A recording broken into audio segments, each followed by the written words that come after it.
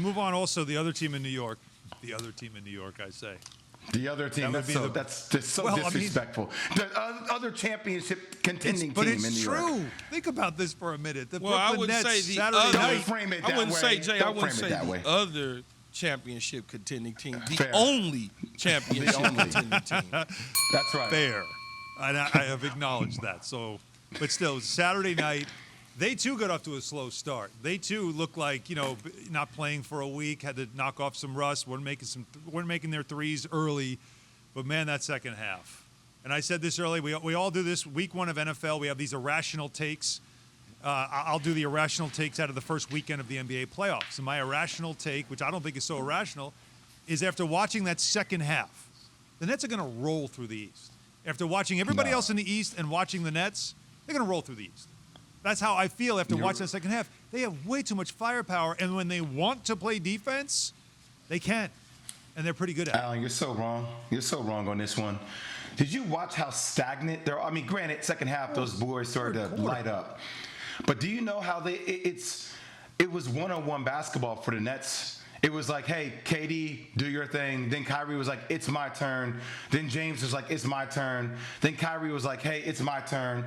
It was one-on-one constantly. I'm trying to tell you, I still have the Nets coming out of the East, but when they get to the next round, I don't put anything on Boston. I'm not having a big takeaway against the Boston Celtics. Stop Jason Tatum. You beat the Boston Celtics. That's easy considering the season. And I'm not taking that on Boston, but we all know what Boston is right now. They're a team trending in a different direction, right? When you start getting to the Milwaukees, or when you start getting to like that next level, if Milwaukee is able to win that series, you have to play team basketball. We will see real tests when they play against their next round against real basketball. They can share the rock. If they can actually draw a line in the sand defensively. I don't think this is going to be a walk-away cupcake type of thing for the Nets. They may not roll through it as far as sweeping every single team. They might drop one or two along the way. Yeah. But I'm with Allen on this one. I don't see it. I don't give a damn if they play one-on-one out in the park somewhere. I don't see. Like, what about what you saw between the Heat and Bucks told you, like, wow, like they're going to really give them a hard time? What about what the Sixers, in their series, like, what about that made you feel like, oh, they're really going to give the Nets a hard time? I mean, I just I'm watching all these games, and that's what I keep coming back to is how can anybody match up with them? They got just too much firepower. Yeah. And when you scoring, Jay, when you scoring at that volume, the way that they can't score, that is their defense. Yeah. That's their defense right there, because now you're rushing shots or you're stressing out because you're playing such major catch-up. Oh, I understand. I'm just, as we get deeper into the playoffs, team basketball does matter to a certain extent. And I do think the lack of continuity, there will have to be major growth for the Nets throughout this run. I don't think it's just going to be cupcake city for them.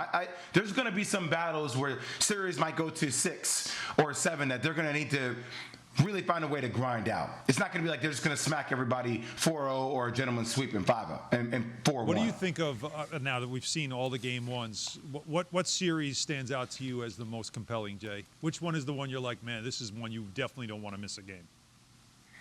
I mean, I have to go back to Lakers Suns. I go Lakers Suns.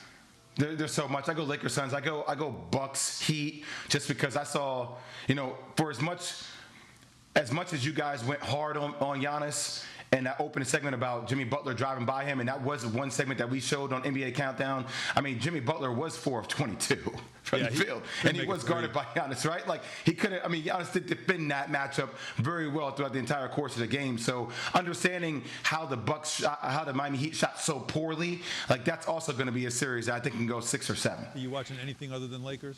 Is there anything other that stands out to you? I mean, right now, that's pretty much it, right? I mean, Sixers, Wizards, because of the two guys up in Washington. Other than that, I'm not really. It's really Mavs Clippers. Nah, Mavs Clippers. Come on, man. Why would I waste? I'm not wasting 3 hours of my day messing around with the Clippers. He might have sent a message in that series, because Kawhi, Clippers once again. Kawhi and them, they just. I don't know, man. It's the Clippers. It's the Clips of the Clips. I'm telling you, Pandemic P was trending all day long on Twitter. We'll see what happens between the Sixers and the Clippers and who goes the furthest. No more Doc. They blame Doc. Doc is now over here in Philly. Seem like that they going to be all right. It was too tough on him, right? Yeah, so we'll see. I mean, they got what they wanted. Yeah. You know, Ty Lue, my man, but it's just crazy because Ty Lue was on the bench with Doc, coaching the same sort of style and way. It's like, well, how did you move on from that to go to that, which is the same thing? It's a personality thing, isn't it? And it is. And Alan, something else that stood out to me from the weekend. Like I'm so fascinated. You know, you're a Knicks fan, and I know that we put a lot of players on a Knicks, but like, let's just be real about it. How long can CP3 last in Phoenix? Like, there is a lot of ties between Devin Booker and the Knicks. Devin Booker will be in L.A. No, or the Lakers, right? There's a lot of intrigue. I'll tell you another tie. You know who's from Connecticut, from Greenwich, Connecticut, who grew up going to Knicks games? Like, and I'm not sure he's the happiest in Utah. I don't know what's going on. Did you hear the way Rudy Gobert and some of those guys talked about Donovan Mitchell not playing? Like, that's an interesting dynamic for me to follow.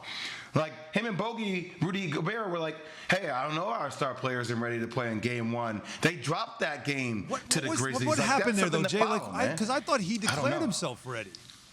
I thought he declared himself ready, too. I do not know. No, we got to dive deeper, certainly, into that.